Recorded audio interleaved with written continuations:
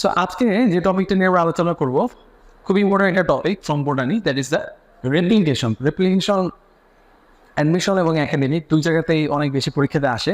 So আমরা try করবো আজকে এই অল্প সময়ে রেপ্লিকেশনটা ইন ডিটেলস আলোচনা করার জন্য। সো আমি প্রথমে বলে নেই যে রেপ্লিকেশনটা চুজ করার কারণ কি। আমি অনেকগুলো টপিকের ভিড়ে কেন রেপ্লিকেশনটা নিলাম, এর কারণ হচ্ছে আমি নিজে যেটা দেখলাম যে অনলাইনে রেপ্লিকেশনের যতগুলো সোর্স বা রিসোর্স ম্যাটেরিয়াল আমি দেখলাম, আমার কাছে কেন জানি মনে হলো ম্যাক্সিমাম ম্যাটেরিয়াল হচ্ছে যে কোনো মেন্টর তার রেসিডুয়াল নলেজ থেকে অ্যাপ্লাই করছে। এবং যেটা হয়েছে কি, যে অনেক সময় রেসিডুয়াল নলেজগুলো স্টুডেন্টদের কাছে হয়তো বা কোনো কারণে বোধগম্য না, বা কোনো কারণে হয়তো বইয়ের সাথে ম্যাচ করে না। বাট ইন্টার পরীক্ষাতে তোমাদের জানার জন্য তোমাদের বইয়ের সাথে বা বইয়ের সাথে মিলবে এইভাবেই লিখতে হবে। প্লাস অ্যাডমিশনের ক্ষেত্রেও কিন্তু তাই। আমি যত বেশি জানি সেটা তোমাদেরকে জানানো আমার উদ্দেশ্য না। রেগুলার বইয়ে যেটা লেখা আছে ওইটাকে প্রেজেন্টেবল করা, ওইটাকে প্যালাটেবল করা, ওইটাকে বোধগম্য করাটাই হচ্ছে আমার মেইন উদ্দেশ্য। Anyways, so we're going to start with the replication. তো প্রথমে বলি রেপ্লিকেশনের বাংলাটা কি। অনেকে হয়তো ভাবে যে রেপ্লিকেশনের হয়তো তেমন কোনো বাংলা নাই, বাট রেপ্লিকেশনের বাংলা আছে। রেপ্লিকেশনের বাংলা হচ্ছে প্রতিলিপন অথবা বিতন।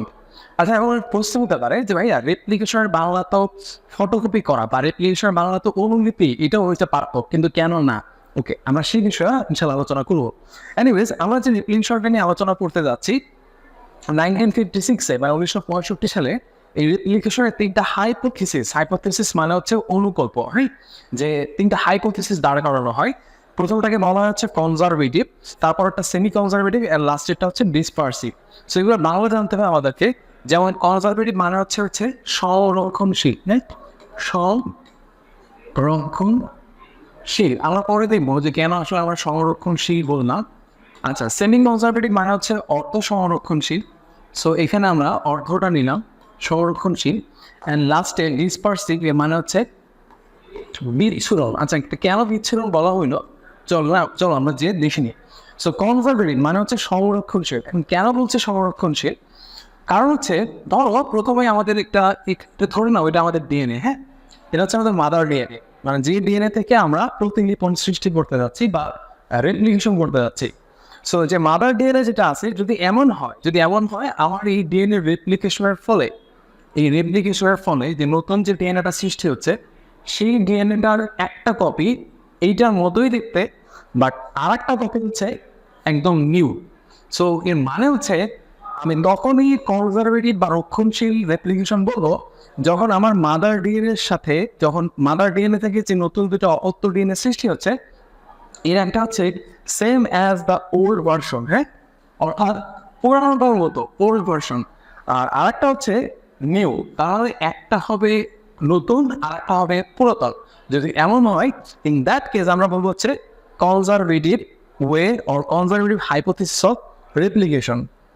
আচ্ছা, যদি এমন হয় সেমি কনজারভেটিভ মানে হচ্ছে অর্ধ সংরক্ষণশীল, এর মানে কি? মানে হচ্ছে ধরো এইটা হচ্ছে আমাদের মাদার ডিএনএ, যে ডিএনএ থেকে আমাদের নতুন ডিএনএ এবং অপত্য ডিএনএ সৃষ্টি হবে। যদি এমন হয় যে এই ডিএনএর একটা স্ট্র্যান্ড দেখতে, আমরা এটা মুছে দিই, যদি এমন হয় যে এই ডিএনএর একটা স্ট্র্যান্ড দেখতে আগেরটার মতো আর একটা স্ট্র্যান্ড হবে নতুন সৃষ্টি, যে ব্যাপারটা এরকম, যদি এমন হয়, ইন দ্যাট কেস আমরা এটাকে বলবো সেমি কনজারভেটিভ মানে অর্ধ সংরক্ষণশীল। ইন্ডাসলি এখানে আমরা দেখতে পাচ্ছি যে এখানে নিউ প্লাস ওল্ড একই সাথে। আগে যেটা হয়েছিল যে নতুন ডিএনএতে পুরাতন একটা কপি ছিল এবং নিউ একটা কপি ছিল টোটাল, আর এইখানে নিউ প্লাস ওল্ড মানে নতুন প্লাস পুরাতন মিলিয়ে একটা ডিএনএ পাচ্ছি, আর একটা ডিএনএ পেলাম। এইটাকে বলা হচ্ছে সেমি কনজারভেটিভ। আর ডিসপার্সিভ মানে হচ্ছে বিচ্ছুরণ। এর মানে কি? বিচ্ছুরণ মানে হচ্ছে, আমি সহজভাবে বলি, ধরো তোমাকে আমি একটা ডিএনএ দিলাম, ডিএনএটার যে নিউক্লিওটাইডগুলো আছে, ধরে নাও এটা এরকম A T C G 8, ধরে নাও জাস্ট ধরে নাও। তাহলে এটা যদি তারপরে পরেরটা হবে এখানে টি, এটা টি, তাহলে পরেরটা হবে এ, এটা সি, তাহলে এটা জি, এটা সি, এটা হবে হচ্ছে সি, এটা হলো টি। ধরো আমি এমন একটা ডিএনএ চাচ্ছি এমন একটা ডিএনএ, যে ডিএনএতে আমার প্রয়োজন হচ্ছে ধরে নাও টি, জি এবং ধরো। সো আমি যেহেতু ওইখান থেকে TGN যাচ্ছি, এর মানে তুমি দেখো এখন আমার এই প্রথম যে ডেটাটা ছিল আমার এই টেমপ্লেটে, এখান থেকে আমার টি নিলাম, এই যে টিটা বসালাম, আমি জে নিলাম, তারপর জে নিলাম, আমার জে চলে আসলো এবং আমি এ যাচ্ছি, তাহলে এ নিলাম। অর্থাৎ মাদার ডিএনএর প্রত্যেকটা পার্ট কিন্তু আমার লাগতেছে না, আমি যে শুধুমাত্র আমার নির্দিষ্ট কোনো সেগমেন্ট লাগতেছে। তাহলে যে সেগমেন্টগুলো লাগতেছে না এটা নষ্ট, যে সেগমেন্টগুলো লাগতেছে না এটাও নষ্ট, যদি পয়েন্টগুলো সেগমেন্ট থাকতো ধরে নিলাম ওটাও নষ্ট। এই যে আমি আমার পার্টগুলোর প্রয়োজনীয় সেগমেন্টগুলোকে যে বিভিন্ন আইডিয়া থেকে টেনে নিয়ে আসলাম, এই কারণে এই ওয়েটাকে বলা হচ্ছে ডিসপারসিভ, অর্থাৎ বিচ্ছুরণশীল। তার মানে আমাদের যে ডিএনএর যে রেপ্লিকেশন প্রসিডিউর, এই প্রসিডিউরের তিনটা পার্ট আমরা দেখতে পাচ্ছি। একটা হচ্ছে কনজারভেটিভ, যেটা রক্ষণশীল, যেটা একটা ওল্ড কপি, আর একটা হচ্ছে নিউ কপি, আর একটা হচ্ছে সেমি কনজারভেটিভ, যার ভিতরে একটা স্ট্যান্ড হবে হচ্ছে ওল্ডের মতো মানে পুরাতনের মতো, আর একটা নিউ, ওটা কমপ্লিমেন্ট স্ট্যান্ড বা সম্পূরক স্ট্যান্ড তৈরি করে। আর একটা হচ্ছে ডিসপারসিভ বা যেটা বিচ্ছুরণশীল। সাধারণত এই বিচ্ছুরণশীল এইটাকে এখন অ্যাসিমিলেট করা হয় না, মানে এটাকে স্বীকৃতি দেওয়া হয় না। এখন আমরা যেটা পড়তে যাবো, আমাদের বইয়ে যেটা আলোচনা করা আছে সেটা হচ্ছে সেমি কনজারভেটিভ, এবং এই সেমি কনজারভেটিভটাই হচ্ছে বর্তমানে এটা হচ্ছে সিদ্ধ। এবং এই সেমি কনজারভেটিভ নামটা আমি না, যে ইউজ করছেন তার নাম হচ্ছে সায়েন্টিস্ট স্টেন্ট। এবং এই সেমি কনজারভেটিভ ওয়েটা, এটা যে একটা ফ্রুটফুল ওয়ে বা এটা যে আসলে ঠিক, এটা প্রমাণ করছে হচ্ছে মেসেলসন স্টার। এবং এই দুইটা বিজ্ঞানের নাম আমাদের পরীক্ষাতে আসে, দ্যাট ইজ ওয়াই এটা আমাদের জানতে হবে। এনিওয়েজ, সো এরপরে যদি আমি তোমাদেরকে বলি যে আসলে এই যে আমরা রেপ্লিকেশনটা কেন পড়তেছি, পড়ার উদ্দেশ্য হচ্ছে আমরা জানি যখন আমাদের যেগুলো যখন আমরা পড়বো, যখন আমরা দেখবো আমাদের যখন বংশগতি হয়, তো তখন প্রথমে ডিএনএ থেকে ডিএনএর নিজস্ব কিছু কপি তৈরি হয়, এবং তারপরে ডিএনএ থেকে তৈরি হয় হচ্ছে আরএনএ, এবং আরএনএর পরে আমরা দেখবো তৈরি হবে হচ্ছে অ্যামাইনো অ্যাসিড, মানে হচ্ছে যেটা প্রোটিনকে কোড করে বা প্রোটিন তৈরি করে, সহজ কথা হচ্ছে প্রোটিন। এবং এই টোটাল প্রসেসটাকে বলা হচ্ছে সেন্ট্রাল অফ ডগমা, কেউ কেউ এটাকে ডগমা সেন্ট্রাল বা সেন্ট্রাল ডগমাও বলে, আমরা যদি এইভাবে লিখি সেন্ট্রাল অফ ডগমা। তো সেন্ট্রাল অফ ডগমাতে এখন আমরা দেখতে পাচ্ছি প্রথমে মূলত ডিএনএ থেকে ডিএনএ তৈরি হয়, এই প্রসেসটাকে বলা হচ্ছে রেপ্লিকেশন।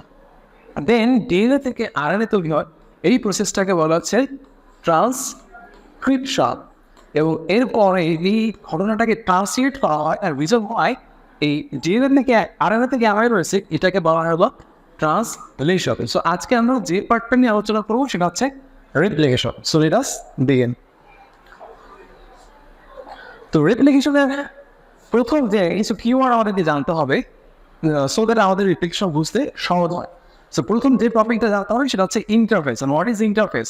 ধরো আমার ডান হাতে একটা সেল ডিভিশন হচ্ছে, মানে মাইটোসিস হচ্ছে, বাম হাতে আর একটা সেল ডিভিশন হচ্ছে, মানে মাইটোসিস হচ্ছে। এখন যেহেতু সেল ডিভিশন, দুইটা সেল ডিভিশন আমরা দেখতে পাচ্ছি, একটা ডান হাতে একটা বাম হাতে, এর মানে ইন বিটুইন দিস এইখানে কোনো সেল ডিভিশন হচ্ছে না। তো যেখানে সেল ডিভিশন হচ্ছে এই যে মাঝখানে যে হচ্ছে না, এই ফেজটাকে বলা হচ্ছে ইন্টারফেস। কি বলে? ইন্টারফেস। সো এই ইন্টারফেসটা আমাদেরকে জানতে হবে। বেসিক্যালি এই ইন্টারফেসেই হয় হচ্ছে রেপ্লিকেশন। সো ইন্টারফেসের ওপর অনেকগুলো ধাপ আছে। সো এই ধাপগুলোর মধ্যে কোন ধাপে রেপ্লিকেশনটা হয়, যেহেতু আমি জানি রেপ্লিকেশন মানে হচ্ছে ডিএনএ থেকে নতুন ডিএনএ তৈরি হওয়া, সো এটাকে বলে ডিএনএ সিনথেসিস হওয়া বা ডিএনএ তৈরি হওয়া। রিজন ওয়াই এটাকে বলা হচ্ছে সিনথেসিস পর্যায় বা এস পর্যায়। ঠিক আছে? সো যদি প্রশ্ন করা হয় যে রেপ্লিকেশন মূলত কোথায় হয়, তাহলে অ্যান্সার হবে হচ্ছে রেপ্লিকেশন হয় হচ্ছে ইন্টারফেজের এস পর্যায় বা এস দশাতে। ঠিক আছে? সো ইন্টারফেজের এস দশাতে।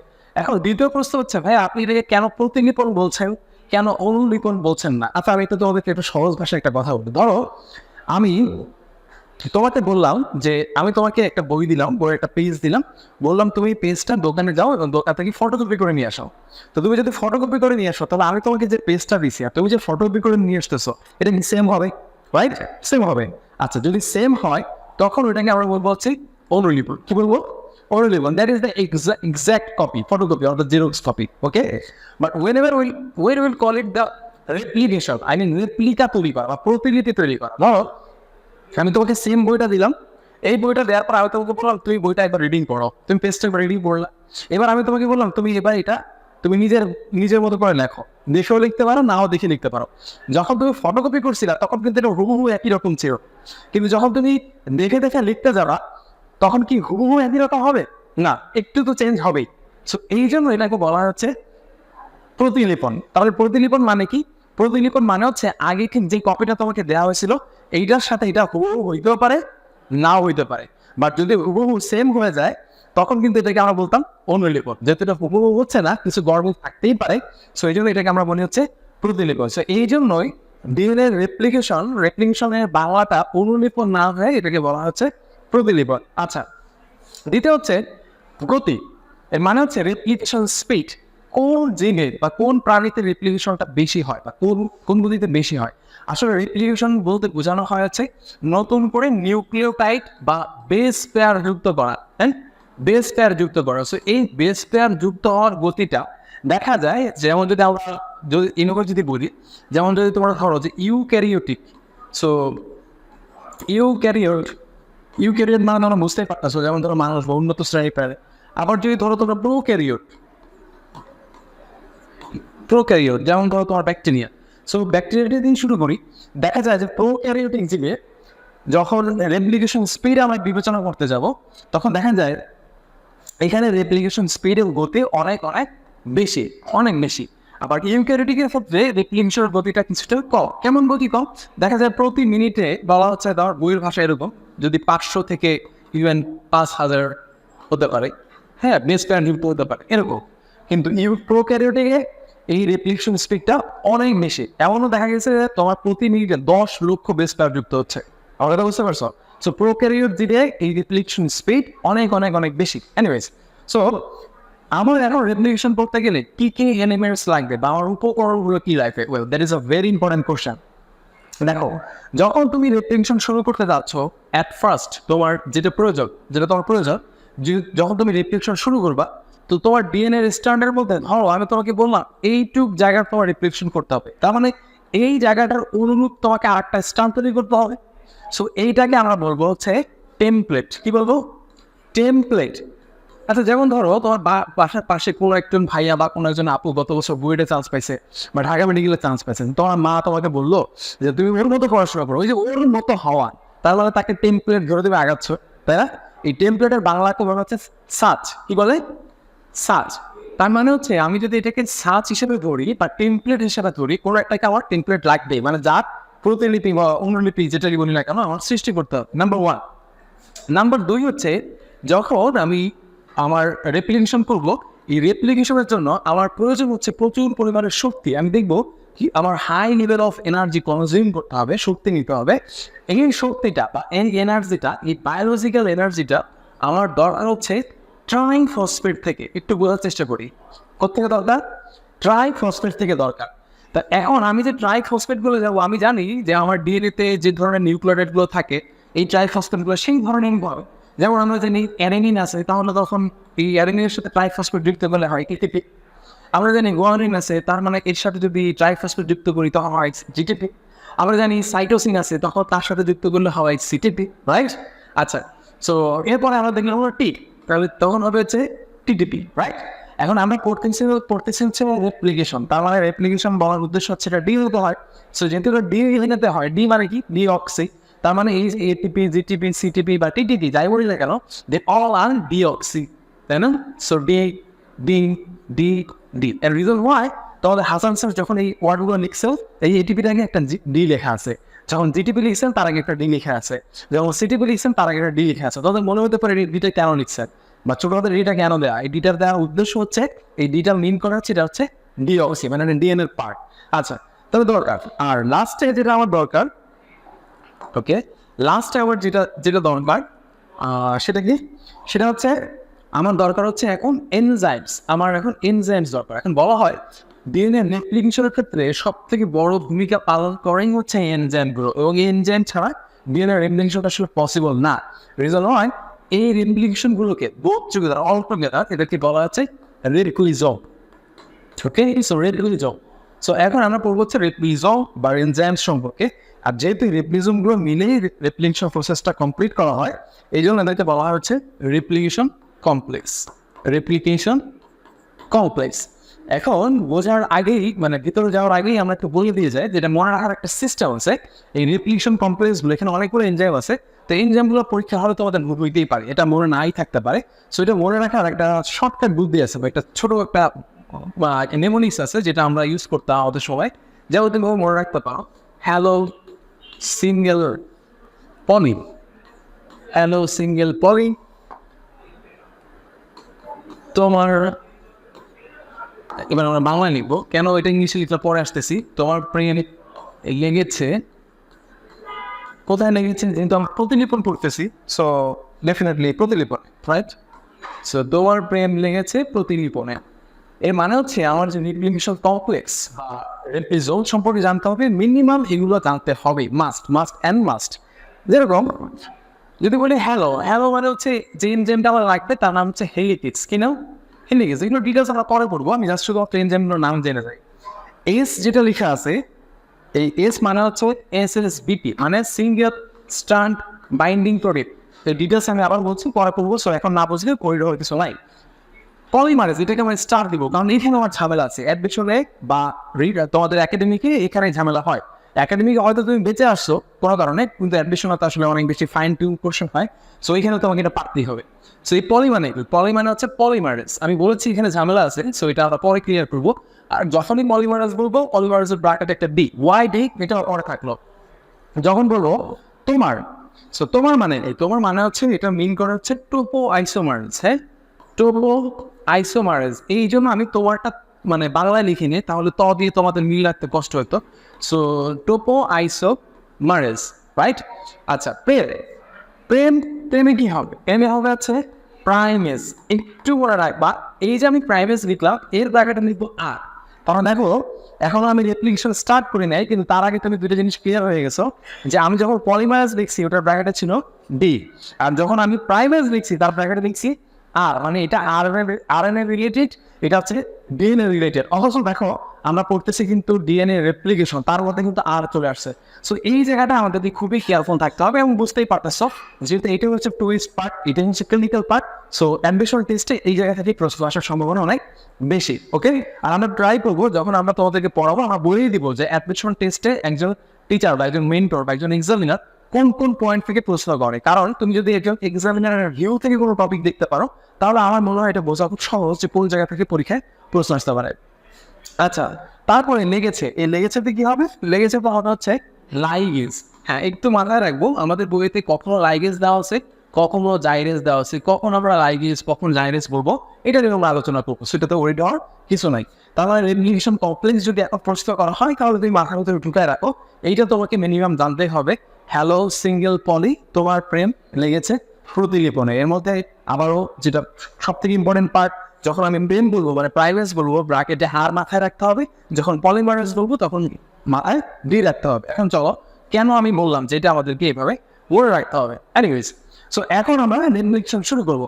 তো রেপ্লিকেশনের প্রথম যে কাজটা তোমাকে করতে হবে, এটা যেটাকে তোমার বইয়ের ভাষায় লেখা আছে স্টেপ 1 বা ধাপ 1, সেটা হচ্ছে তোমার সবাই জানো ডিএনএ হলো double helix. So double helix থেকে তোমাকে সিঙ্গেল হেলিক্স করতে হবে। মানে হচ্ছে আমি যদি এরকম বলি যে আমরা যদি যাই ডিএনএ হচ্ছে ডাবল হেলিক্স, এই ডাবল হেলিক্স দিয়ে এরকমভাবে আমাকে দুইটা সিঙ্গেল আলাদা আলাদা করে দিতে হবে, এবং এই পার্টটাকে বলা হচ্ছে আমার স্টেপ 1, মানে ডাবলকে আমি সিঙ্গেল করবো। আমি সবসময় একটা কথা বলি যে অ্যাডমিশন এবং একাডেমিকে ভালো করার একটা বড় রকম বুদ্ধি হচ্ছে, সেটা হচ্ছে তোমার বইয়ের যতগুলো কিওয়ার্ডস আছে এইগুলো তোমার খাতায় থাকতে হবে। কিওয়ার্ডস মানে কি? যেগুলো চুম্বক অংশ, মানে যেগুলো নাম্বারকে ক্যারি করে বা যেগুলো নাম্বারের দিক থেকে যেগুলো সিগনিফিকেন্স ক্যারি করে। যেমন ধরো তোমার এই স্টেপ 1-এর ভিতরে আমি যে ওয়ার্ডগুলো এখন তোমার বোর্ডে লেখা আছে, এগুলো হচ্ছে তোমার কিওয়ার্ডস। এর মানে হচ্ছে তোমার আলোচনা যাই থাক না কেন, তোমার যদি কিওয়ার্ডসগুলো তোমার খাতায় থাকে, এর মানে হচ্ছে তোমার খাতার চেহারা এটা অনেক ভারী এবং এটা অনেক সুন্দর, অবভিয়াসলি তুমি নাম্বার বেশি পাবা। আরও মজার ব্যাপার হচ্ছে কিওয়ার্ডস ছাড়া কখনোই অ্যাডমিশনের প্রশ্ন আসে না, সেটা হোক মেডিকেল ভর্তি পরীক্ষা, হোক ডেন্টাল ভর্তি পরীক্ষা, হোক ভার্সিটি ভর্তি পরীক্ষা, সবসময় কিওয়ার্ডস থেকে প্রশ্ন আসে। এবং যে কারণে আমি সবসময় বলি কোনো টপিক পড়ার সময় কিওয়ার্ডসগুলোকে আলাদা করে রাখা বা আলাদা করে পড়া বা কিওয়ার্ডসগুলোকে আলাদাভাবে চেনা এবং জানা, এটা খুবই গুরুত্বপূর্ণ। সো চলো আমরা এখন একটু ক্লিয়ার করি যে আমি কেন এইভাবে তোমাদের বোর্ডে এই জিনিসগুলো লিখলাম। যেমন ডাবল থেকে যখন সিঙ্গেল আমি করবো, প্রথমত আমার জানতে হবে, ধরে নাও আমি একটা ডিএনএ নিলাম। ধরো আমরা সবাই জানি ডিএনএ দেখতে হচ্ছে এরকম প্যাটার্ন থাকে, কিন্তু কথা হলো ডিএনএ যখন প্যাটার্ন থাকবে বা যখন হেলিক্যাল শেপে থাকবে এবং প্যাটার্ন ডিএনএ যখন ডাবল হয়ে আসে, তখন কখনোই রেপ্লিকেশন সম্ভব না। তাহলে রেপ্লিকেশনের প্রথম শর্ত হচ্ছে যে ডিএনএর যে ডাবল হেলিক্স এই দুটাকে আলাদা হইতে হবে, এক। দ্বিতীয় শর্ত হচ্ছে রেপ্লিকেশন হওয়ার জন্য এই যে ডাবল হেলিক্সটা আছে এটাকে সরল হইতে হবে, মানে সরল লেখার মতো সুন্দর হইতে হবে, এরকম প্যাটার্ন থাকলে হবে না। তো চলো আমরা এখন যে কাজটা করবো, অ্যাট ফার্স্ট যখন আমি ডিএনএ নিলাম, ধরো এটা ছিল আমার ডিএনএ, আমি বোঝানোর জন্য এভাবে আঁকি। ধরো এটা আমার ডিএনএ, এরকম আমার ডিএনএটা ছিল পেঁচানো, বাট আমি এখন ডিএনএটাকে সোজা করে ফেললাম, রাইট? সোজা করে ফেললাম। এখন ডিএনএটা যেহেতু ডাবল ছিল, ডাবলটাকে আমাকে কি করতে হবে? সিঙ্গেল বানাইতে হবে, কারণ আমার তো লেখাই আছে ডাবল টু সিঙ্গেল। হ্যাঁ, তুমি এটা আমরা কি দিয়ে করবো? যে এনজাইমের প্রভাবে এই ডাবলটা সিঙ্গেল হবে, সেই এনজাইমটাকে বলা হচ্ছে হেলিকেজ। কি বলে? হেলিকেজ। তাহলে এই এনজাইমটা যদি এদিকে ভিতর দিকে প্রবেশ করে, তার মানে এই এনজাইমটাকে বলবো আমি হচ্ছে হেলিকেজ। সো হেলিকেজ এনজাইম যখন ডিএনএর ভিতরে প্রবেশ করবে, আমার এই স্ট্র্যান্ডটা কি হবে? আস্তে আস্তে আলাদা হয়ে যাবে। সো তুমি বুঝতেই পারছো, বড় তোমার প্যান্টিং চেইনের সাথে যদি এটাকে কম্পেয়ার করো, তার মানে চেইনটি কি করা যায়? জিপিং করা যায় না? চেইন লাগিয়ে দেওয়া যায়, আবার আলাদা করে দেওয়া যায় না? তার মানে চেইনের প্যান্টের, ধরো তোমার প্যান্টের যে চেইনের যে আনজিপারটা থাকে, ধরো তুমি এটার নিচের দিকে টান দিলে, তার মানে কি চেইনটা আলাদা হয়ে গেল? ব্যাপারটা এরকম, ব্যাগের চেইনটা আলাদা করা যায়। সো ওইরকম ভাবে হেলিকেজকে বলা হয় আনজিপার, মানে তোমার ডিএনএটাকে আনজিপ করে, আলাদা করে দেয়, দুইটা সেগমেন্টকে আলাদা করে দেয়। তো ধরো না আমার ডিএনএ এটা ছিল 5 প্রাইম, মানে এটা হলো 5। হ্যাঁ, তাহলে এদিকে হয়তো বা এদিকে যাচ্ছে, হয়তো বা 3 প্রাইম হতে পারে। এনিওয়েজ, এটা ধরো তাহলে 3, এটা ধরো 5। ধরে নাও আমি একটা ডিএনএ, এরকম একটা ডিএনএ আমার হাতে ছিল। তো আমি যখন হেলিকেজটাকে প্রবেশ করালাম, তাহলে হেলিকেজের প্রভাবে কি হচ্ছে? হেলিকেজটা যত ভিতরের দিকে প্রবেশ করতেছে, ডিএনএটা তত বেশি আনজিপ হচ্ছে। তার মানে হেলিকেজের মেইন কাজ হচ্ছে আমার ডিএনএ যে ডাবল স্ট্র্যান্ড, এটাকে কি করে দেওয়া? সিঙ্গেল করে দেওয়া। কিন্তু তোমরা জানো ডিএনএর ভিতরে আলাদা কিছু বন্ধন আছে, তাই না? এদের সবার ভিতরে কি হাইড্রোজেন বন্ড আছে না? দুইটা স্ট্র্যান্ডের ভিতরে হাইড্রোজেন বন্ড থাকে না? থাকে। তার মানে ডিএনএ তো চাইবেই সে আবার পূর্বের অবস্থায় ফিরে আসার জন্য, রাইট? এনিওয়েজ, যখন এই হেলিকেজটা এই পয়েন্টে যুক্ত হয়েছে, তুমি আমাকে প্রশ্ন করতে পারো, ভাই এটা কি ফিক্স বা এটা কি আগে থেকে ডিটারমাইন্ড, এটা কি নির্ধারিত যে ওই পয়েন্টেই যুক্ত হবে? হ্যাঁ, এটা নির্ধারিত যে ওই পয়েন্টে হেলিকেজটা যুক্ত হতে যাচ্ছে। যেহেতু ওই পয়েন্টেই যুক্ত হতে যাচ্ছে, তাহলে ওই পয়েন্ট থেকেই রিফ্লেকশন শুরু হবে। এই জন্য যেহেতু এটা এই পয়েন্ট থেকে রিফ্লেকশন শুরু হয়, এই জন্য এটাকে বলা হয় অরিজিন অফ রেপ্লিকেশন বা রেপ্লিকেশন অরিজিন, যেটাকে সংক্ষেপে বলা হচ্ছে অরি বিন্দু বা অরি পয়েন্ট। হ্যাঁ, সো এটাও পরীক্ষাতে আসে যে তোমার হেলিকেজ কোন পয়েন্টে যুক্ত হয়। সো অরি বিন্দুতে যুক্ত হয় বা অরি পয়েন্টে যুক্ত হয়। আচ্ছা হোক, তো যখন যুক্ত হয়, দেখো যখন এই হেলিকেজটা পরে যুক্ত হলো, যুক্ত হওয়ার কারণে দেখো এখন ডিএনএটাকে দেখতে একটা ওয়াইয়ের মতো লাগতেছে, তাই না? একটা ওয়াইয়ের মতো ওয়াই শেপ চলে গেছে না? এইটাকে বলা হচ্ছে রিফ্লেকশন ফর্ক। কি বলে? Reflection fork. তোমরা যখন অ্যাডমিশনে যাবা, তখন এইভাবে প্রশ্ন আসবে যে রিফ্লেকশন ফর্ক কোন দশাতে সৃষ্টি হয়, অথবা রিফ্লেকশন ফর্ক সৃষ্টির জন্য কোন এনজাইম দায়ী। আবার যখন তুমি একাডেমিকের পরীক্ষাতে প্রশ্ন লিখছি না, তখন তোমার সিকিউরিটি ছিল রিফ্লেকশন ফর্ক কি। হ্যাঁ, তখন এই ব্যাখ্যাগুলো তোমার প্রয়োজন ছিল। আর এই যে হেলিকেজ যে কাজ করতেছে, প্লাস এই যে আনজিক হচ্ছে, তো এইটার জন্য দরকার হচ্ছে শক্তি, অনেক বেশি শক্তি দরকার, বায়োলজিক্যাল এনার্জি দরকার, যেটা কনজিউম করে আনজিপিকটা হবে। এই শক্তিটা আর মূলত এটিপি থেকে। প্রত্যেকে আসবে শক্তিটা এটিপি, তাহলে এটিপি হচ্ছে সোর্স। এনিওয়েজ, এখন আমি তো তোমাদেরকে বলেছিলাম, এই যে তুমি দুইজনকে যে আলাদা করে দিলা, ডিএনএর একটা নেচার আছে, এই তো পার্লি শেপ, তাই না? স্পাইরাল, সে তো প্যাচালও ছিল। তো এই প্যাচটা দিলে তো আবার রিপ্লিকেশন হবে না। তার মানে একটা ঝামেলা আছে। আর একটা ঝামেলা কি? এইখানে হাইড্রোজেন বন্ড, এখানে হাইড্রোজেন বন্ড, এদের মধ্যে আকর্ষণের কারণে এরা আবার কি চাইবে? পরস্পরের কাছে চলে আসার জন্য। তাহলে তোমাকে এখানে একটা কাজ করতে হবে। কাজটা কি? তোমাকে এই প্যাচটাও বন্ধ করতে হবে, আবার এদের মাঝখানে যে আকর্ষণ, সেটাও বন্ধ করতে হবে। তাই আমি যদি এইভাবে লিখি যে প্যাচ, এই প্যাচটাও আমাকে রোধ করতে হবে, প্লাস এখন এদের মাঝখানে যে দুইজনের মাঝখানে যে আকর্ষণ, এই আকর্ষণটাও কমাইতে হবে। এই দুইটা কাজকে কমানোর জন্য বা এই দুইটা কাজকে অ্যাকমপ্লিশ করার জন্য যে এনজাইমটা দরকার, তার নাম হচ্ছে টোপোআইসোমারেজ। সো পরীক্ষাতে যদি আসে টোপোআইসোমারেজের রোল কি, তাহলে টোপোআইসোমারেজের রোল স্টেপ 1-এ এটাই যে এটা প্যাচটাকেও কমাই দেবে, মানে প্যাচ হইতে দিবে না।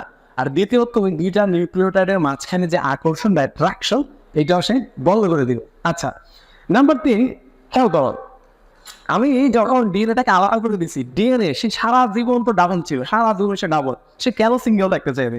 চাইবে না, ডেফিনেটলি চাইবে না। সে আবার ডাবল হইতে চায়। তো এইটা নিয়ে আমি সিঙ্গেল করেই রাখবো। তো সিঙ্গেল করে রাখার জন্য এখন আমার যে এনজাইম প্রয়োজন, তাকে বলে সিঙ্গেল স্ট্র্যান্ড বাইন্ডিং প্রোটিন বা এসএসবিপি। সো এসএসবিপি মানে হচ্ছে সিঙ্গেল স্ট্র্যান্ড বাইন্ডিং প্রোটিন। তো আমার নাম শুনে বুঝতে পারতেছো, এইটা সবসময় তোমার ডিএনএ স্ট্র্যান্ডটাকে সিঙ্গেল করবে। তুমি যদি আমাকে প্রশ্ন করো, হোয়াট ইফ আমি যদি এসএসবিপিটাকে খুলে ফেলি, তাহলে এটা কিন্তু ডিএনএ আবার ডাবল হয়ে যাবে। আমার কথা বুঝতে পারছো? So single strand binding protein, এটা যতক্ষণ যুক্ত থাকবে ডিএনএর সাথে, ডিএনএটা সিঙ্গেলই থাকে। তুমি এটাকে সরাই ফেলবা, এটা আবার ডাবল হয়ে যাবে। আমরা দেখবো পরে আমাদের এটাই করতে হবে। আর যখন আমি দুইটাকে আলাদা করে ফেলবো, দেখো আমি এই স্ট্র্যান্ডটাকে আলাদা করে ফেলছি, এই স্ট্র্যান্ডটাকে আলাদা করে ফেলছি, তখন আমার এই স্ট্যান্ডটা এই স্ট্যান্ডটা ধরো এটা নাম্বার 1, ধরো এই স্ট্যান্ডটা নাম্বার 2, তখন আমার এই 1 নাম্বার এবং 2 স্ট্যান্ডটা এটা নিজে একটা তোমার টেমপ্লেট হিসেবে কাজ করবে, যেটাকে আমি বললাম যে টেমপ্লেট, হ্যাঁ টেমপ্লেট হিসেবে কাজ করে। এই নিজে এটা টেমপ্লেট হিসেবে কাজ করে। কেন বলছি টেমপ্লেট? কারণ পরবর্তীতে আমরা এখানে দেখবো এর একটা সম্পূরক স্টার তৈরি হচ্ছে। সো এই জন্য এটাকে টেমপ্লেট স্টার বলে। এখানে আমি একটা কথা লিখছি যে বাবল, মানে কিওয়ার্ডসের ভিতরে চলে আসছে। কেন লিখছি? তোমার মনে প্রশ্ন হতে পারে যে ধরো এটা তোমার ডিএন, আমি যদি ভেবে নিচ্ছি যে আমি ডিএনটাকে একদম সরল করে দিলাম, সহজ করে দিলাম, অনেক লম্বা নিয়ে নি, হ্যাঁ যেটা প্যাঁচা হচ্ছিল আমরা লম্বা করে ফেললাম। এখন তুমি বলতে পারো যে ভাইয়া আমার ধরেন এটা অডি পয়েন্ট, এই যে অডি পয়েন্ট থেকে আস্তে আস্তে ভিতরে দিকে ঢুকতেছে, এদিক থেকে যাচ্ছে, তাহলে আমার এই জায়গাটা রিফ্লেকশন হচ্ছে, এই জায়গাটার কি অবস্থা? সো এইটা আমি বলে দিই, অডি পয়েন্ট কখনোই একটা ডিএনএতে এক জায়গায় হয় না, একাধিক অডি পয়েন্ট থাকতে পারে, এবং দেখা গেছে ইভেন 50,000 পর্যন্ত অডি পয়েন্ট থাকতে পারে। তাহলে বুঝতে পারতেছো একসাথে এরকম অনেকগুলো অডি পয়েন্ট হতে পারে। তার মানে একটা ডিএনএতে একই সময়ে একাধিক জায়গাতেই রিপ্লিকেশন হতে পারে। তখন কেমন দেখায়? তখন তুমি যদি ডিএনএটা আঁকো, ধরো তুমি ডিএনএটা আঁকলা, তখন তুমি যদি ডিএনএটা থেকে দূর থেকে তাকাও, তাহলে ওই ক্যামেরার জায়গা থেকে আমরা দেখতে পাচ্ছি যে এখন ডিএনএটা কেমন দেখা যায়। তো যখন রেপ্লিকেশন হচ্ছে তখন জায়গাটা এই মাঝখানে এরকম বাবল দেখা যায়, মানে মাঝখানে যেখানে রেপ্লিকেশন ফর্ম তৈরি হয়েছে ওই জায়গাগুলো দূর থেকে দেখলে মনে হয় যে ভিতরে হয়তো এয়ার বাবল ঢুকে আছে। এইটাকে বলা হচ্ছে রেপ্লিকেশন বাবল। এটা অ্যাডমিশনে প্রায় আসে পরীক্ষাতে, হ্যাঁ। সো এটাকে বলা হচ্ছে রেপ্লিকেশন বাবল। এখন তুমি প্রশ্ন করতে পারো ভাই কেন হয়? দেখো একটা সহজ জিনিস তোমাদেরকে বোঝানোর চেষ্টা করি। ধরো তোমাকে আমি একটা বই দিলাম, বইটা অনেক মোটা, কোনো একটা মোটা একটা বই দিলাম, দিয়ে তোমাকে বললাম তুমি বইটা ফটোকপি করো, কিন্তু তোমার সময় হচ্ছে মাত্র 10 মিনিট। এখন একটা মোটা বই তো 10 মিনিটে ফটোকপি করা সম্ভব না। সো তুমি একটা বুদ্ধি অ্যাপ্লাই করলা। কি বুদ্ধি অ্যাপ্লাই করলা? তুমি তোমার বইটাকে 10 খণ্ডে ভাগ করে যে মাসামাসি ফটোকপির দোকানগুলো আছে, কোনো দোকানে দিলা প্রথম খণ্ড, কোনো দোকানে দিলা দ্বিতীয় খণ্ড, কোনো দোকানে তৃতীয় খণ্ড, 10 দোকানে এটাকে ডিসিমিনেট করলা, ছড়াই দিলা। তাহলে 10 দোকানদার যখন তোমার 10টা কপি একসাথে ফটোকপি করবে, তাহলে কি একসাথে হয়ে গেল না? সো তোমার কিছু টাইম সেভ হচ্ছে। তো হাসান স্যার যেটা বলতে চাচ্ছে, যদি এরকম টেমপ্লেট অনেকগুলো বাবল তৈরি না হইতো, বা অনেক পয়েন্টে যদি অনেক পয়েন্ট না আসতো, তাহলে একটা কমপ্লিট বা একটা ডিএনএকে রেপ্লিকেট করতে সময় লেগে যেত প্রায় 1 মাস। কিন্তু যেহেতু আমরা মাল্টিপল জায়গায় এরকম অডি পয়েন্ট দেখতে পাচ্ছি, সো এখন দেখা যায় 1 থেকে 2 ঘন্টার মধ্যেই হয়তো বা রেপ্লিকেশন হয়ে যাচ্ছে। তাহলে তুমি বুঝো কোথায় 60 থেকে 120 মিনিট আর কোথায় 1 মাসের মতো। সো এটা অনেক বেশি টাইম সেভ করছে। ওকে, সো আমরা যখন ডাবল থেকে সিঙ্গেলে করতে চাই, সো এইখানে আমাদের যেটা মাথায় রাখতে হবে যে আমি যখন ডাবল থেকে সিঙ্গেল করবো, আমার স্ট্যান্ডটা এরকম একটা ফর্ম তৈরি করে, হ্যাঁ একটা ফর্ম তৈরি করে। এতটুকু আমাদের এই মোমেন্টে মাথায় রাখতে হবে যে এটা আলাদা হয়ে গেল এবং এটা একটা রেপ্লিকেশন ফর্ম তৈরি করলো। আচ্ছা, এরপরে সেকেন্ড নেক্সট স্টেপ যেটাকে আমরা বলবো হচ্ছে স্টেপ 2। এই স্টেপ 2তে আমাদের কাজ কি? এই স্টেপ 2টার কাজ হচ্ছে আমাদেরকে কমপ্লিমেন্ট বানাইতে হবে। ওই যে আমরা আগে যেটা বলছিলাম যে এখানে আমার রেপ্লিকেশন ফর্ক ছিল, এখন আমার কাজ হচ্ছে এখানে নতুন স্টার তৈরি করে দেওয়া, হ্যাঁ। এবং এটাকে আমরা বলবো হচ্ছে কমপ্লিমেন্ট স্টার। বাট আমি বোর্ডে যত সহজে আঁকলাম, ব্যাপারটা মোটেও এত সহজ না, এটা বেশ জটিল, এবং এইটা হচ্ছে এটার সবথেকে ক্লিনিক্যাল পার্ট। তো চলো এটা আমরা শিখে ফেলি যেটা কীভাবে হতে পারে। So before going into that, আমরা কিছু কিওয়ার্ডস এখানে বোর্ডে দেখতে পাচ্ছি, আমরা সেগুলো নিয়ে আলোচনা করবো। সো যখন রেপ্লিকেশন তোমার যখন কমপ্লিমেন্ট স্টার তৈরি হয়, তুমি এখানে যেটা দেখতে পাচ্ছি না, এই স্টারের ক্ষেত্রে এই যে কমপ্লিমেন্ট স্টার, তোমার প্রশ্ন হতে পারে যে ভাইয়া এই কমপ্লিমেন্ট স্টার মানে কি? কমপ্লিমেন্ট স্টার মানে হচ্ছে তুমি নতুন করে এখানে নিউক্লিওটাইড যুক্ত করবা। তো তুমি তার যুক্ত করবা না, যে যুক্ত করবে তার নাম হচ্ছে ডিএনএ পলিমারেজ। কি নাম? DNA polymerase. সো আমি যদি প্রশ্ন করি যে কমপ্লিমেন্ট স্ট্যান্ড তৈরি করা বা কমপ্লিমেন্ট স্ট্যান্ডে নতুন করে নিউক্লিওটাইড বসানো বা যুক্ত করা, এটা অ্যাকচুয়ালি কে করে? তাহলে অ্যান্সার হচ্ছে ডিএনএ পলিমারেজ। এই যে ডিএনএ পলিমারেজ, এটা ইন জেনারেল সবাই বলবে, কিন্তু আমাদের স্টুডেন্টরা, স্টুডেন্টরা এইভাবে পড়বে না। আমরা একদম স্পেসিফিক নলেজ দেবো। যেমন ডিএনএ পলিমারেজ 3 হচ্ছে এই কাজটা করবে। কীভাবে মনে রাখবো 3? কেন এটা 1 এবং 2 না, সেই আলোচনা আমরা একটু পরে করবো। এখন দেখো, এই যে তুমি কমপ্লিমেন্ট স্টার্ট করতে চাচ্ছ, যখন তুমি ডিএনএ পলিমারেজকে নিয়ে আসবা, তখন ডিএনএ পলিমারেজ তোমার কাছে জানতে চাইবে যে আচ্ছা আমি যে নতুন করে নিউক্লিওটাইড যুক্ত করব, আমি কোন দিকে যুক্ত করব। তখন তোমাকে বোঝাইতে হবে বা তাকে বলতে হবে সেই ডিরেকশনটা হবে 5 to 3 প্রাইম, হ্যাঁ, মানে 5 থেকে 3-এর দিকে। তোমরা জানো যে পেন্টোজ সুগারের ক্ষেত্রে তারপর এরকম, হ্যাঁ, পেন্টোজ সুগার তোমরা যদি ডিএনএ আরএনএর ক্লাস যেমন আমাদের স্টুডেন্টদের আমরা পড়াইছি একাডেমিকের সময়, সেটা উইডন কিছু নাই, তোমরা কোনো না কোনো ক্লাস এটা আমরা তোমাদের শিখে ফেলবো যে আমাদের পেন্টোজ সুগারে এইটা হলো 1 নাম্বার, এটা হলো 2 নাম্বার, হ্যাঁ, সো সরি এটা এরকম, সো এটা 3 নাম্বার, এইটা 4 নাম্বার, এটা হলো 5 নাম্বার। সো এই যে এখন আমি যদি বলি 3 নাম্বার কার্বন কোনটা, সো এইটা, 5 নাম্বার কার্বন কোনটা, সো এইটা। সো বুঝতেই পারতেছো যে 5 থেকে 3-এর দিকে। তো এটা মনে রাখার জন্য আমি যে সংক্ষেপে যে রুলটা ফলো করতে বলি তোমাদেরকে, এটাকে আমি বললাম পাপি, 5 থেকে 3, সো এটাকে বলে পাপি। তার মানে 5 প্রাইম টু 3 প্রাইমের দিকে নতুন করে একটা নিউক্লিওটাইড যুক্ত হবে। ডাজ মিন নিউক্লিওটাইড সবসময় 3 প্রান্তে যুক্ত হবে, তাই বোঝাতে যাচ্ছে যে 5 থেকে 3-এর দিকে 3 যুক্ত হবে, সামনের দিকে আগাবে। এখন নিউক্লিওটাইড যে যুক্ত হবে ও বুঝবে কি করে যে এটা 3 প্রাইম, এটা 3, এটা 3 নাম্বার কার্বন। এইটা মনে রাখবো এইভাবে যে 3 নাম্বার কার্বন যেটা, এটা মনে রাখার উপায় হচ্ছে 3 নাম্বার কার্বনে একটা মুক্ত হাইড্রোক্সিল থাকে, মাস্ট নো, এটা কিন্তু অ্যাডমিশনে থাকে, হ্যাঁ এটা অ্যাডমিশনে থাকে। সো 3 নাম্বার কার্বন বোঝার উপায় কি, 3 নাম্বার কার্বনে একটা মুক্ত হাইড্রোক্সিল থাকে। সো এখান থেকে আমরা পাতিটা বুঝলাম, এখানে আমরা 3 নাম্বার কার্বন যে হাইড্রোক্সিলটা সেটা আমরা বুঝতে পারলাম। ওকে, সো আমাদের এখন যদি প্রশ্ন করা হয় যে এই যে আমি নতুন করে নিউক্লিওটাইড নতুন করে যে নিউক্লিওটাইড যুক্ত করব, এই নতুন করে নিউক্লিওটাইড যুক্ত করার জন্য কাকে ব্যবহার করব, সে অ্যান্সার হচ্ছে ডিএনএ পলিমারেজ। আমরা যদি প্রশ্ন করি যেটা কিভাবে যুক্ত করব, দেন অ্যান্সার হচ্ছে 5 প্রাইম টু 3 প্রাইম, এইটা না 3 থেকে 5, হ্যাঁ এটা 5 থেকে 3-এর দিকে যুক্ত হবে। হ্যাঁ, এখন 5 থেকে 3-এর দিকে যে যুক্ত হবে, ধরো তুমি ডিএনএ পলিমারেজটি ডেকে নিয়ে আসছো যে ভাই তোমাকে নতুন করে নিউক্লিওটাইড যুক্ত করতে হবে, তো সে আসছে, তো এসে বলতেছে ভাইয়া আমি যে যুক্ত করবো আমি আসলে বুঝতে পারতেছি না যে কিভাবে যুক্ত করবো, আমাকে যদি একটু দেখাইতেন। হ্যাঁ, সো এখন সে তোমাকে প্রশ্ন করতেছে যে আমাকে যদি একটু দেখাই দিতেন, তো তুমি পড়ে গেছো ঝামেলায়। তো তুমি কি করলা, ধরো এই যে ছিল তোমার, হ্যাঁ এই যে ধরো তোমার ব্যাপারটা ছিল এই যে রিফ্লেকশন ফল্ট। সো তোমার ধরো এখানে তোমার নতুন করে একটা এটা ছিল টেমপ্লেট, এটা টেমপ্লেট ছিল, এই যে আমরা লিখলাম টেমপ্লেট।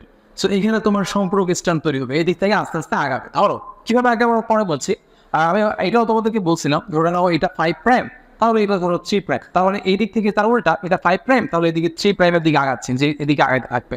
আচ্ছা, তো টেমপ্লেটে যখন সে যুক্ত হবে, তো আমি ডিএনএ পলিমারেজকে নিয়ে আসলাম, ডিএনএ পলিমারেজ, সে তোমাকে প্রশ্ন করতেছে যে ভাই আমি যে যুক্ত করবো আমি বুঝতেছি না কিভাবে যুক্ত করবো, যদি আমাকে একটু দেখাইতেন। তো তুমি পড়ে গেছো বিপদে। তো মনে করো ধরো তোমার এইখানে যে টেমপ্লেট ছিল, টেমপ্লেটটা এইখানে সিকোয়েন্সটা ধরে নাও এরকম যে এটা ধরো এ, এটা ধরো টি, এটা ধরো সি, এটা ধরো জি, তার মানে এখানে তোমার কি আসবে, টি আসবে, এখানে এ আসবে, হ্যাঁ এখানে জি আসবে, এখানে সি আসবে। তো এই যে সি জি এ টি ব্যাপারটা এরকম, এই সিকোয়েন্সটা যে তোমার ডিএনএ পলিমারেজ বসায় যাবে সেটা সে বুঝতেছে না বা সেটা সে জানে না। তো তাকে জানান দেওয়ার জন্য তোমাকে কি করতে হবে, বাইরে থেকে এরকম অলরেডি এটার সাথে ম্যাচ করানো CGAT ডেকে নিয়ে আসতে হবে। CGAT এরকম একটা একক স্ট্যান্ডে খণ্ডকে এখানে ডেকে নিয়ে আসতে হবে। মানে এই ডাক্তার যে এখানে আসবে সে তোমাকে গাইড হিসেবে আসবে, সে দেখাই দিবে যে হ্যাঁ এইভাবে আমার মতো করে করে আস্তে আস্তে আগাইতে থাকো। এখন তুমি যে একটা খণ্ডকে ডেকে নিয়ে আসলা, তুমি বোর্ডে দেখো তো এটা কি একক খণ্ড, মানে এটা কি 1 সূত্রক খণ্ড নাকি 2 সূত্রক খণ্ড, 1 সূত্রক। তো 1 সূত্রক মানে কি আরএনএ, তাই না? তার মানে বুঝতেই পারতেছো এটা একটা আরএনএ খণ্ড। হ্যাঁ, আর যেহেতু সে আসার কারণেই তুমি এখান থেকে আস্তে আস্তে সামনের দিকে আগাইতে পারতেছো, সো এইটাকে বলা হচ্ছে প্রাইমার। কি বলে? প্রাইমার। সো এটা হচ্ছে প্রাইমার মানে এখন আমরা বুঝতে পারতেছি প্রাইমার হচ্ছে একটা আরএনএ খণ্ড, মানে যার মতো করে আমরা আস্তে আস্তে আগাবো। এখন তুমি দেখো, তুমি যে প্রাইমার পাচ্ছ আরএনএ খণ্ড, যে এনজাইম তোমাকে এটা করে দিবে তার নাম কি? তার নাম হচ্ছে আরএনএ প্রাইমেজ। সো এখন তোমার এটা শুরু করার জন্য একটা আরএনএ প্রাইমেজ দরকার। তার মানে তুমি তোমার রেপ্লিকেশনের শুরুতে যে প্রথম যে খণ্ডটাকে বাইরে থেকে ডেকে নিয়ে আসছিলা তাকেই বলা হচ্ছে আরএনএ প্রাইমার। আর যে এনজাইমের প্রভাবে তুমি এটা করছো তাকে বলা হচ্ছে RNA primase. By the way, আমার দরকার হচ্ছে রেপ্লিকেশন, মানে ডিএনএ প্রতিলিপন। এই আরএনএ চলে আসছে, সেটাকে তো রাখা যাবে না। এক্স্যাক্টলি। সো যখন আমার রেপ্লিকেশন শেষ হবে, মনে রেখো যে রেপ্লিকেশন শেষে এই আরএনএ খণ্ড এটাকে কিন্তু লাথি মেরে বের করতে হবে, সেটাকে কিন্তু রাখা কোনোভাবেই যাবে না, এটা কিন্তু মাথা রাখতে হবে। ওকে, সো পরে কিন্তু তোমাদেরকে এই পয়েন্টটাকে তোমরা আবার ব্যাক করবো। ওকে, সো চলো এখন যদি আমি তোমাকে প্রশ্ন করি যে প্রাইমার কি, এখন তুমি নিশ্চয়ই বুঝতে পারছো প্রাইমার মানে হচ্ছে যে আরএনএ খণ্ডটা যেটা আমার প্রয়োজন। এখন হ্যাঁ, স্যার এখানে বলছে তুমি যে আরএনএ খণ্ডটা নিছো, আমি যেমন তোমাদেরকে বোর্ডে দেখাইছিলাম 4-5টা CGAT এভাবে দেখাইছিলাম, মাত্র 4টা নিউক্লিওটাইড। স্যার বলতেছে এত কম নিউক্লিওটাইডও না, একটা আরএনএ খণ্ডতে মানে এরকম একটা প্রাইমার খণ্ডতে 10 থেকে 60টা পর্যন্ত নিউক্লিওটাইড থাকতে পারে। এবং নিউমেরিক্যালস মানে সংখ্যা তত্ত্ব অ্যাডমিশনে খুবই হট টপিক, পরীক্ষাতে এই সংখ্যা তত্ত্বগুলো থাকে। সো আমার রেকমেন্ডেশন হবে, তোমরা এটা জানে না। হ্যাঁ, আর আমি এটাও বলছিলাম যে 3 প্রান্তে যুক্ত করবো, 3 প্রান্ত চেনার একটা বুদ্ধি আছে, ওয়ে আছে, সেটা হচ্ছে 3 প্রান্তে মুক্ত হাইড্রোক্সিল থাকে, সো না বোঝার কিছু নাই। আর যে এনজাইমের প্রভাবে আমরা এটা করবো তাকে বলা হচ্ছে আরএনএ প্রাইমেজ। ওকে, আর ডিএনএ পলিমারেজ দিয়ে আমরা কি করবো? ডিএনএ পলিমারেজ দিয়ে হচ্ছে আমরা নতুন করে নিউ নিউক্লিওটাইড যুক্ত করবো। কার পরে? এই যে প্রাইমার পর থেকে যুক্ত করে যাবো। হ্যাঁ, এখন এই যে ডিএনএ পলিমারেজ, এইটার আবার রূপভেদ আছে। আমি একটু আগে যেটা বলতেছিলাম যে ডিএনএ পলিমারেজের 3টা ভাগ আছে, একটা হচ্ছে 1, একটা 2, একটা হচ্ছে 3। শোনো, যে 3-এর পাশে দেখতে পাচ্ছ যে এখানে আমি একটু সার্কেল করে দিছি, মানে বুঝতেই পারতেছো এটা একটা ইম্পর্টেন্ট পার্ট।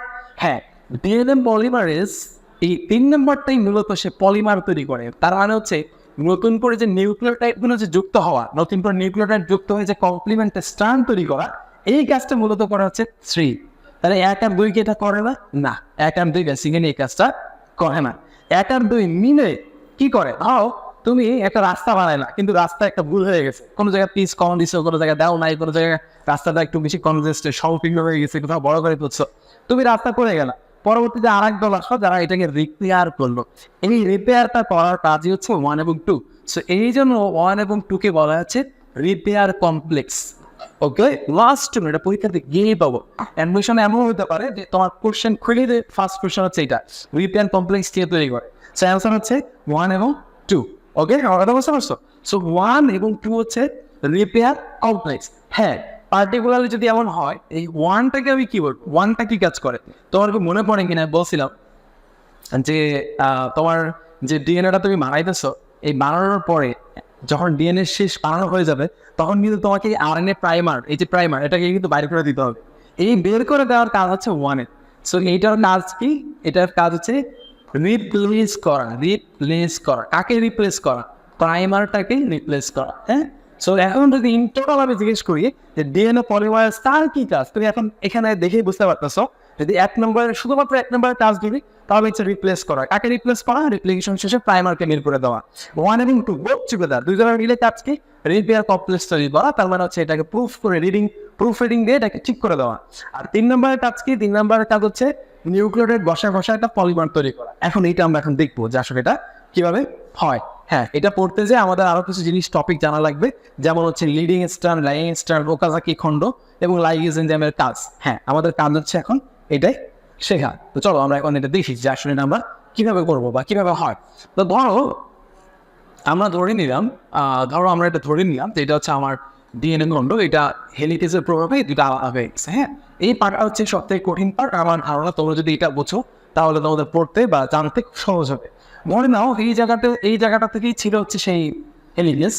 সো এটা হচ্ছে সেই হেলিকেজ এবং এটা হচ্ছে সেই অরি পয়েন্ট, যে পয়েন্টটা এদিকে সামনের দিকে আগাচ্ছে। ওকে, এটা ছিল ধরো 5 প্রাইম ধরে নাও, তাহলে এইদিকে যাচ্ছে 3 প্রাইম। আমি জানি না এটা কোন পর্যন্ত, সেটা অনেক দূর যাবে। আবার এটা যেহেতু 5, তার মানে এটা 3, সো অবভিয়াসলি এইদিকে 5 হতে পারে। এটা আরও সামনের দিকে অগ্রসর হবে, এদিকে কোনো প্রাইম না লেখাটাই বেটার, কারণ আমরা তো জানি না কোন পর্যন্ত গেছে এটা। আচ্ছা, তাহলে এটা 5 প্রান্ত, এটা 3 প্রান্ত, 5 প্রাইম অ্যান্ড 3 প্রাইম। এটা অরি পয়েন্ট ছিল, যেহেতু এটা অরি পয়েন্ট হয়েছে, তার মানেই বুঝতে পারতেছে এখানে সেই হেলিকেজ এনজাইম যুক্ত হয়েছে।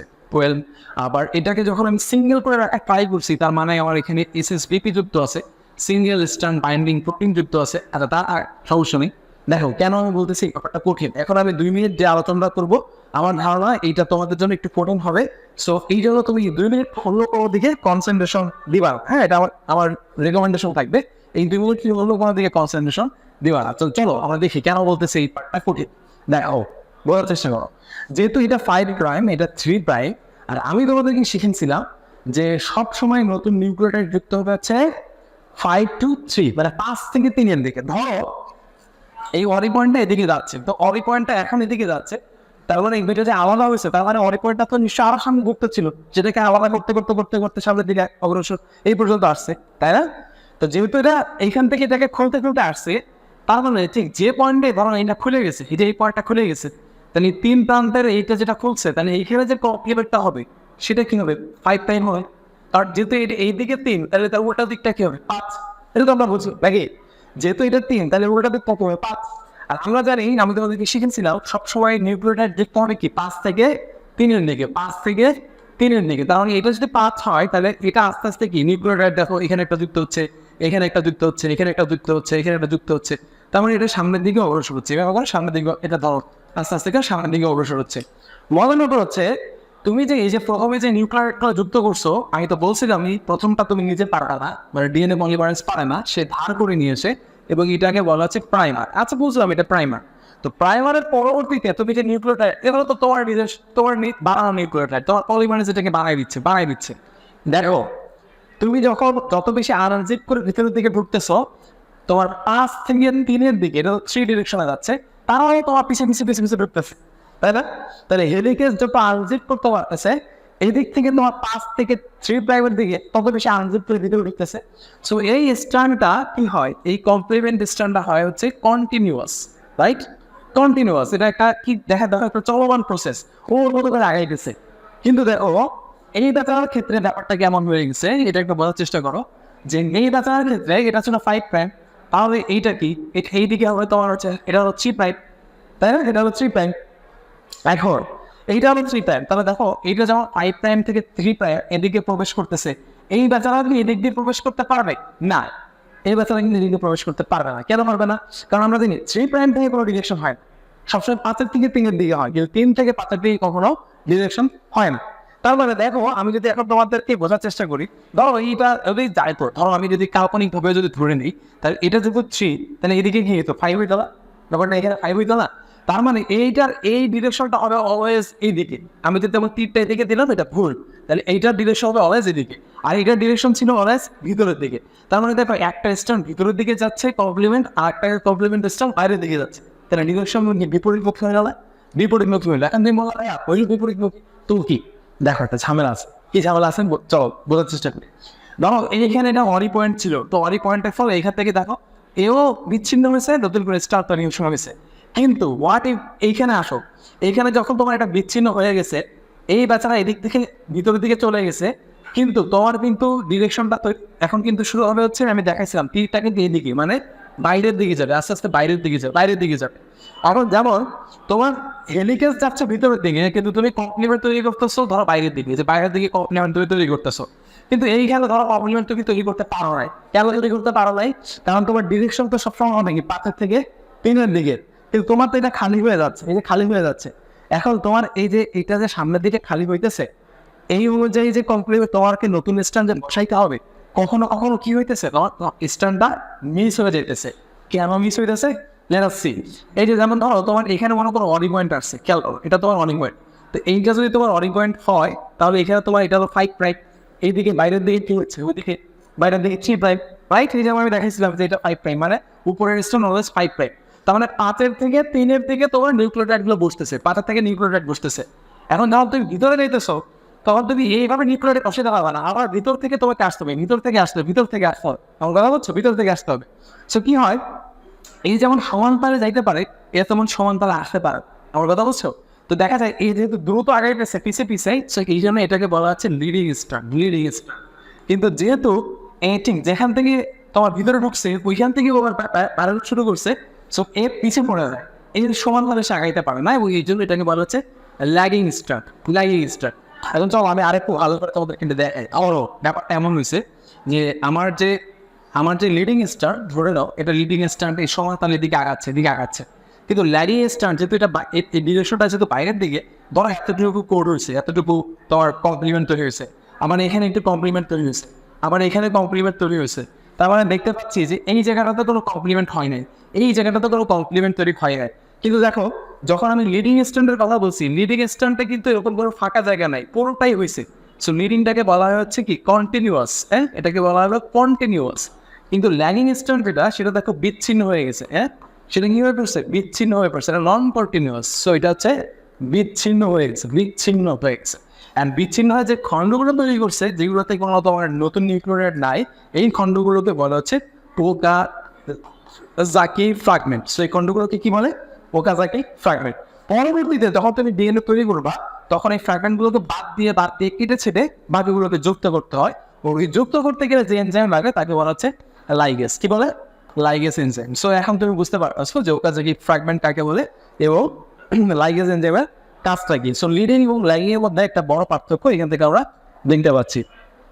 ওকে, সো লাস্টে ধরো তুমি যে কাজটা করতে গেছো, তো আমরা যখন খাতায় লিখি আমাদের ভুল হয় না, ভুল হতেই পারে। তো ধরো মনে করো তুমি এইটা তোমার স্টার ছিল, এই যে তোমার স্টার ছিল, ধরে নাও আমি এইভাবে বলি, ধরো এটা তোমার কি, এটা টি, এটা সি, এটা জি, হ্যাঁ তাহলে এরকম, এটা মনে করো আমার সি, এটা মনে করো জি। তো এখন যখন তুমি স্টার কমপ্লিট করতে গেছো, তো কমপ্লিট করতে যে দেখলা এখানে তোমার জির এগেনস্টে কি আসবে, সি, সির এগেনস্টে কি আসবে, জি, আবার জির এগেনস্টে বলবে সি, কিন্তু সি না লেখান কি লিখে ফেলছি টি। এইটা আমি কি লিখে ফেলছি, তাহলে এটা আমার ভুল হইলো না, ভুল হইলো। এই ভুলটাকে রেপ্লিকেশনের ভাষায় এই ভুলটাকে বলে হচ্ছে মিস ম্যাচ। কি বলে? মিস ম্যাচ, এটাকে বলে মিস ম্যাচ। এবং বলতেছে প্রতি 1000 জিন কপি করতে গেলে একটা মিস ম্যাচ হইতে পারে। কথাটা বুঝতে পারছো? প্রতি 1000 একটা করে মিস ম্যাচ হইতে পারে, হইতেই পারে। যখন টি হয়েছে, এই যে টি হইলো, এই টি যখন এরকম একটা মিসম্যাচ ভুল রিপেয়ার হয়েছে, তখনই কি হয়, এই মিসম্যাচ হওয়ার কারণে এই ডিএনএর ভিতরে মনে করো একটা বায়োলজিক্যাল অ্যালার্ম বেজে ওঠে যে ভুল হয়েছে, একটা বড় একটা ম্যাসিভ এরর হয়ে গেছে। কীভাবে বুঝি আমরা? যখন এখানে ভুল মিসম্যাচ হয়ে গেছে, তখন এই রিলেশন প্রসেসটা অ্যারেস্ট হয়ে যায়, মানে বন্ধ হয়ে যায়। এবারে এখানে যে সি বলে যে জি আসার কথা ছিল, এখানে টি বললো যে এ আসার কথা ছিল, এখানে টি আসার কথা ছিল, তার মানে এগুলো আর আসবে না। এটা টোটালটা প্রসেসটা ব্লক হয়ে যায়, বন্ধ হয়ে যায়। কতক্ষণ পর্যন্ত বন্ধ হয়? যতক্ষণ না পর্যন্ত তুমি এটাকে রিপেয়ার না করো, মানে এই যে পরিবর্তে সি না নিয়ে আসো। যখনই তুমি রিপেয়ার করতে পারো, তখন এটা আবার আগের মতো প্রসেস শুরু হতে পারবে। সো রিপেয়ার করার জন্য কি দরকার? রিপেয়ার করার জন্য আমার দরকার হচ্ছে রিপেয়ার কমপ্লেক্স। আর আমি তো শিখাইছিলাম যে রিপেয়ার কমপ্লেক্স হবে হচ্ছে কি দিয়ে, ডিএনএ পলিমারেজ দিয়ে। সেটা কত? DNA polymerase 1 and DNA polymerase 2। এই দুজন কি করবে? এই টোটাল জায়গাটাকে রিপেয়ার করবে। যখন তারা রিপেয়ার করবে, রিপেয়ার করার ফলে কি হবে? ধরো জির জায়গায় চলে আসবে, ধরো সি চলে আসলো, তার আবার সি এ ডি এভাবে করে আগেটা থাকে। আগেটা আবারও ভুল হলো, আবার ও মিসপ্লেস হলো, আবার রিপেয়ার কমপ্লেক্সের সাথে রিপেয়ার করে দিব। হ্যাঁ, সো রিপেয়ার কমপ্লেক্সের কাজ কি আমরা জানলাম। এখন তুমি বলতে আমার ভাইয়া এই যে রিপেয়ার কমপ্লেক্সের কথা বললেন, এই যে রিপেয়ার, এটা কি আসলেই কিন্তু ভুল হয় কিনা বা কোনো রোগ হয় কিনা? হয়। যেমন দেখো আমাদের এক ধরনের কোলন ক্যান্সার আছে, এটা অ্যাডমিশনে লাগবে। সো যারা একাডেমিক শুনতেছো তাদের কথা এটা লাগবে না, বা যারা অ্যাডমিশন আছে তারা দেখা গেছে পোস্টভাবে এখান দেবে। সো এটা তোমাদের জন্য খুব গুরুত্বপূর্ণ। সো যেমন কোলন ক্যান্সার অনেকগুলো কারণ আছে, বাট কোলন ক্যান্সারের একটা কারণ হচ্ছে এরকম ডিএনএ মিসম্যাচের কারণে হয়, 1 নম্বর। নাম্বার 2 হচ্ছে আমাদের স্কিনের একটা রোগ আছে, এটা তোমাদের বই না থাকলে আমি খুশি হইতাম, বা কিছু করার নাই, বই চলে আসছে। সেটা হচ্ছে স্কিনের একটা রোগ আছে যেটাকে বলে জেরোডার্মা, মানে স্কিনটা ড্রাই হয়ে যায়। সো এটাকে বলে জেরোডার্মা। টোটাল রোগটার নাম হচ্ছে জেরোডার্মা পিগমেন্টোসা, আর তোমাদের বই শুধুমাত্র জেরোডার্মাটাই লেখা আছে। সো 2টা রোগের কথা বলা আছে, যেটা ডিএনএ মিসম্যাচের ফলাফল, এবং এই 2টা পরীক্ষাতে গিয়েই পাবো, মানে এই টাইপের একটা টপিক, মানে হাই স্টেপ টপিক। সেটা বুঝতেই পারতেছো, এটা খুবই গুরুত্বপূর্ণ একটা অংশ।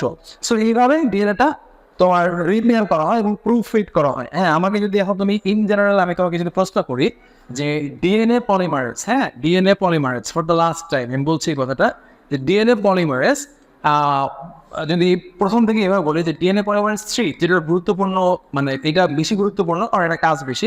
এ কী করে? এ হচ্ছে পলিমার তৈরি করে, মানে নতুন নতুন নিউক্লিওটাইডগুলো সে ফর্ম করে। আর ডিএনএ পলিমারেজ 1 and 2 এরা কী করে? এরা হচ্ছে তোমার প্রুফ রিডিং দেয়, এবং তার পরবর্তীতে কী করে? এটা তোমার রিপেয়ার কমপ্লেক্স তৈরি করে। সেটা হচ্ছে রিপেয়ারমেন্টের জন্য বেসিক্যালি কাজ করে। আর 1টা কী করে? এই যে প্রথমে আমি যে আরএনএ প্রাইমারটা নিয়েছিলাম, তোমাদের মনে পড়ে কিনা যে আরএনএ প্রাইমারটা আমরা ব্যবহার করছিলাম, হ্যাঁ ছবিটা হয়তো নাই, যে এখানে যে প্রথমে ধরো যে আরএনএ প্রাইমারটা থাকবে, এই আরএনএ প্রাইমারটাকে সে কী করবে? রিপ্লেস করবে। তাহলে দেখো মানে প্রতিস্থাপিত করবে। সো রিপেয়ার এবং রিপ্লেস দুইটা কিন্তু আলাদা। সো পরীক্ষা হলে কিন্তু এই দুটো জিনিস ভুল করা যাবে না। ওকে, সো এটাই ছিল ডিএনএ রেপ্লিকেশন নিয়ে টোটাল একটু আলোচনা। আমার ধারণা তোমাদের অ্যাডমিশনে যতটুকু লাগে ডিএনএ রেপ্লিকেশনে আমি যতটুকু দেখাইছি, যদি বই নাও পড়ো, যদি শুধুমাত্র ভিডিওটা 1 থেকে 2 বার দেখো, আমার ধারণা রেপ্লিকেশন থেকে কোনো কিছু আটকাবেন, অ্যাডমিশনে তো আটকাবে নাই।